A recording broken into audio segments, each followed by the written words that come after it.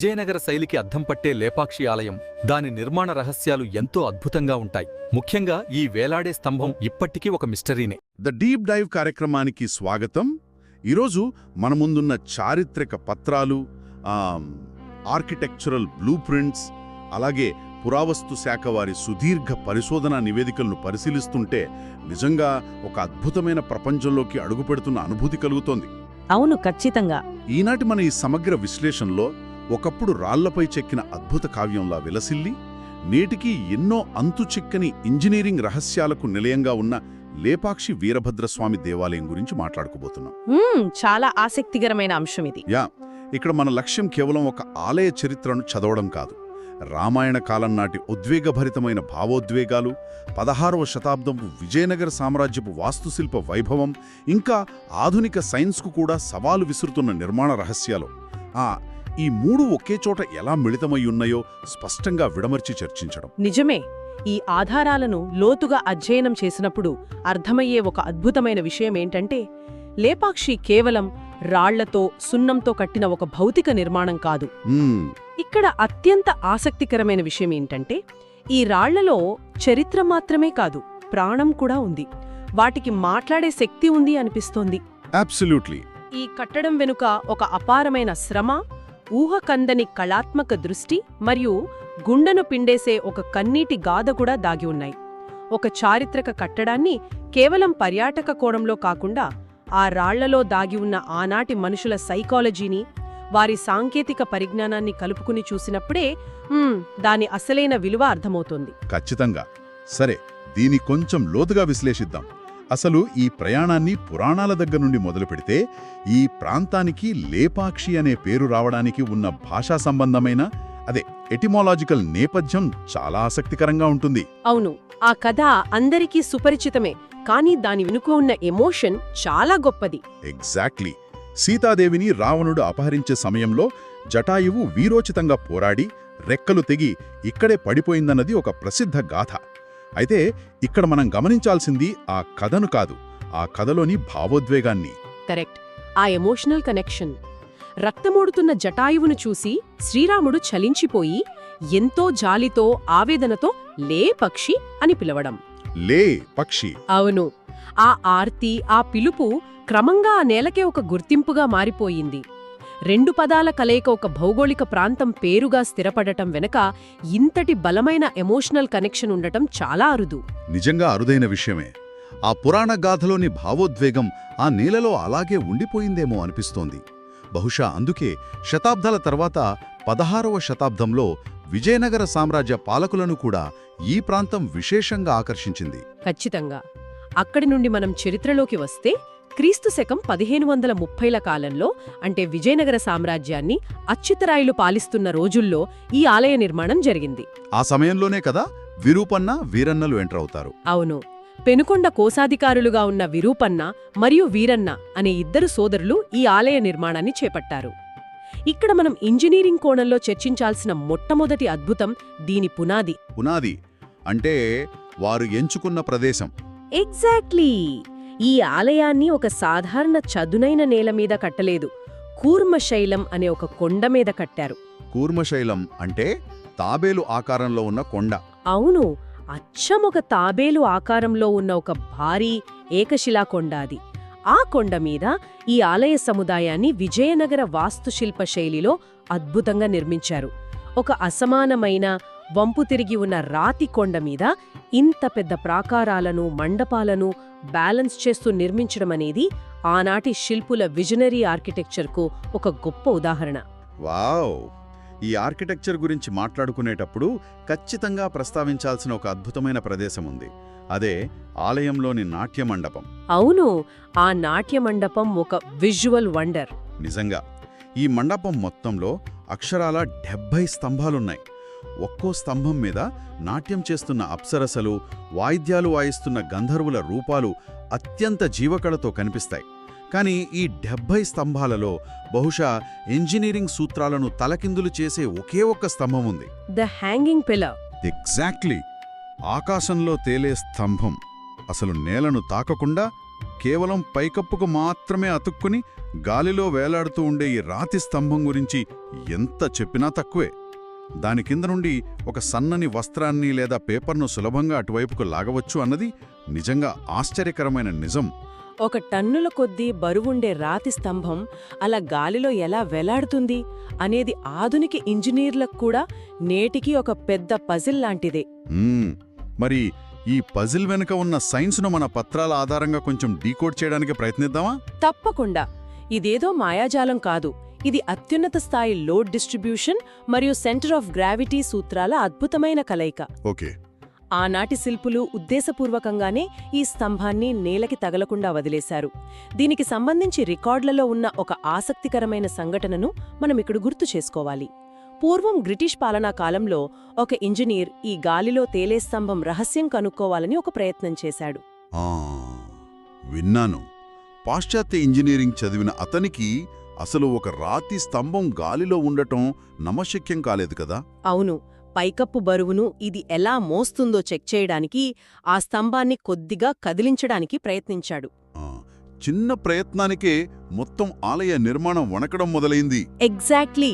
ఆ గాలిలో తేలే స్తంభాన్ని కొద్దిగా కదిలించగానే కేవలం ఆ స్తంభం మాత్రమే కాదు, ఏకంగా ఆ నాట్యమండపంలోని మిగిలిన స్తంభాలు, పైకప్పు, మొత్తం ఆలయ నిర్మాణం వణకడం మొదలైందని నివేదికలు చెబుతున్నాయి. దాంతో అతను భయపడిపోయి వెనక్కి తగ్గాడు. అంటే ఈ ఒక్క సంఘటన ఆనాటి నిర్మాణ శైలి గురించి మనకు చాలా పెద్ద నిజాన్ని చెబుతోంది. అవును. ఇది ఆనాటి శిల్పుల గురుత్వాకర్షణ మరియు బరువును బ్యాలెన్స్ చేసే అద్భుతమైన నైపుణ్యానికి నిదర్శనం. ఆ 70 స్తంభాలు విడివిడిగా పైకప్పు బరువును మోయటం లేదు. అవన్నీ ఒకదానికొకటి బరువును పంచుకుంటూ ఒక సంక్లిష్టమైన నెట్వర్క్లా ఏర్పడ్డాయి. ఒక రకమైన ఇంటర్లాకింగ్ సిస్టమ్ అంటారా? అవును. ఆ గాలిలో తేలే స్తంభం ఆ పైకప్పు బరువును మోయడం లేదు. దానికి బదులుగా ఆ పైకప్పు బరువే ఈ స్తంభాన్ని గాలిలో పట్టి ఉంచుతోంది. ఒకవేళ ఆ స్తంభాన్ని బలవంతంగా కదిలిస్తే ఆ నెట్వర్క్లోని బ్యాలెన్స్ దెబ్బతిని మొత్తం కట్టడమే కుప్పకూలే ప్రమాదముంది. అమేజింగ్. ఆధునిక కాలంలో కంప్యూటర్ సిమ్యులేషన్స్ ఉంటే తప్ప సాధించలేని ఖచ్చితత్వాన్ని 16వ శతాబ్దంలో కేవలం ఉలి, సుత్తితో సాధించారంటే అది నిజంగా ఒక ఆర్కిటెక్చరల్ మాస్టర్పీస్. ఇక లేపాక్షి అనగానే ఈ శిల్పుల మేధస్సుకు తోడుగా వారి శ్రమను ప్రతిబింబించే భారీ ఏకశిలా ఆకృతులు కూడా వెంటనే గుర్తొస్తాయి కదా? అవును. ముఖ్యంగా ఆ మహానంది విగ్రహం. ఆలయానికి కొద్ది దూరంలో ఉన్న ఆ మహానంది విగ్రహం పరిమాణం చూస్తే ఆశ్చర్యం కలుగుతుంది. నివేదికల కొలతల ప్రకారం ఇది 27 అడుగుల పొడవు, 15 అడుగుల ఎత్తు ఉంటుంది. భారతదేశంలోనే అతిపెద్ద ఏకశిలా నందుల్లో ఇది ఒకటి అనే వాస్తవాన్ని ఇక్కడ హైలైట్ చేయాలి. ఖచ్చితంగా. కేవలం పరిమాణం మాత్రమే కాదు, ఆ నంది మెడలోని గంటలు, ఆభరణాల డిజైన్లు చాలా డీటెయిల్డ్గా ఉంటాయి. ఒకే ఒక్క భారీ రాతిలో ఎక్కడా చిన్న పొరపాటు జరగకుండా ఆ స్థాయి పాలిషింగ్ తీసుకురావడం మామూలు విషయం కాదు. ఆ ఖచ్చితత్వంతో పాటు శిల్పుల ఏకాగ్రత గురించి చెప్పే మరో అద్భుతం సప్తముఖ నాగలింగం. అవును. ఈ సప్తముఖ నాగలింగం శిల్పాన్ని గమనిస్తే ఒకే పెద్ద రాతిపై చెక్కబడిన 7 తలల పాము తన పడగను విప్పి లోపల ఉన్న శివలింగాన్ని చుట్టుముట్టి రక్షిస్తున్నట్లుగా ఉండే అద్భుతమైన శిల్పం అది. ఆ పాము పడగలోని వంపులు అత్యంత సహజంగా ఉంటాయి. అవును. అయితే దీనికి సంబంధించిన ఒక స్థానిక కథనం చాలా ఆసక్తికరంగా ఉంటుంది. ప్రధానాలయ నిర్మాణం జరుగుతున్న సమయంలో ఆ శిల్పులు దీనిని కేవలం ఒక్క రోజులో, అది కూడా తమ భోజన విరామ సమయంలో చెక్కారని విషయం అక్కడ స్థానికంగా ప్రచారంలో ఉంది. భోజన విరామ సమయంలోనా?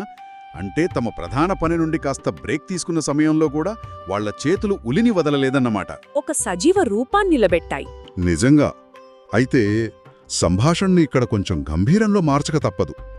ఇంతటి అద్భుతమైన కళ, అంకితభావం ఉన్న ఈ ఆలయ నిర్మాణంలో ఒక విషాదగాథ కూడా ఉంది.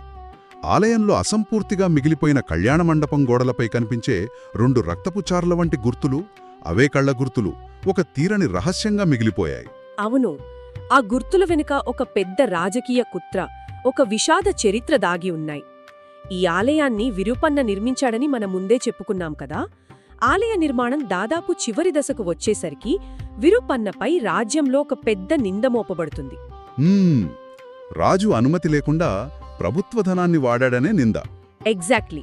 కోశాగారంలోని ప్రభుత్వ ధనాన్ని విరూపన్న ఆలయ నిర్మాణం కోసం ఇష్టానుసారం దారిమళ్లించాడని ఆరోపణలు వస్తాయి. ఈ వార్త విన్న రాజు అచ్యుత్రాయులు తీవ్ర ఆగ్రహానికి గురవుతాడు. ద్రోహం చేసినందుకు విరూపన్న కళ్ళు తీయాలని ఆజ్ఞాపిస్తాడు. ఒక కళాఖండాన్ని నిర్మిస్తున్న వ్యక్తికి అలాంటి శిక్ష విధించటం నిజంగా దారుణం. దానికి విరూపన్న స్పందించిన తీరు ఇంకా గుండెని పిండేస్తోంది. ఆ శిక్షను అమలు చేయడానికి రాజభటులు వస్తున్నారని తెలిసిన విరూపన్న తన స్వామి భక్తిని, నిజాయితీని నిరూపించుకోవడానికి తన కళ్లను తానే పీకి ఆ గోడకు విసిరికొట్టాడని పత్రాలు చెబుతున్నాయి. అవును, అప్పటికే నిర్మాణం ఆగిపోయిన ఆ అసంపూర్తి కళ్యాణ మండపం, గోడలపై పడిన ఆ రక్తపు కన్నీటి కళ్ల గుర్తులు నేటికీ అక్కడ అలాగే చెదరకుండా ఉన్నాయి. ఆ ఘటన తర్వాత ఆ ఆలయ నిర్మాణం అక్కడికక్కడే ఆగిపోయింది. ఒక కళాఖండం ఎలా ఒక భక్తుడి త్యాగానికి బలైపోయిందో ఆ మండపం స్పష్టంగా చెబుతోంది. అయితే ఆ బాధాకరమైన చరిత్రను పక్కన పెడితే ఆలయ ప్రాంగణంలో ఉన్న మరో అతిపెద్ద రహస్యం సీతమ్మ పాదం గురించి కూడా ప్రస్తావించాలి. అవును, జాయింట్ ఫుట్ ప్రింట్. ఆలయ ఆవరణలో ఒక రాతిపై భారీ పరిమాణములో ఉండే ఒక పాదముద్ర స్పష్టంగా కనిపిస్తోంది. రావణుడు సీతాదేవిని తీసుకెళ్లేటప్పుడు ఆమె పాదమిక్కడ మోపబడిందని ఒక స్థానిక నమ్మకం. కాని ఇక్కడ అందరినీ ఆశ్చర్యపరిచే విషయం ఆ పాదముద్ర ఆకారం కాదు, అందులో ఎప్పుడూ ఉండే నీరు. ఎగ్జాక్ట్లీ.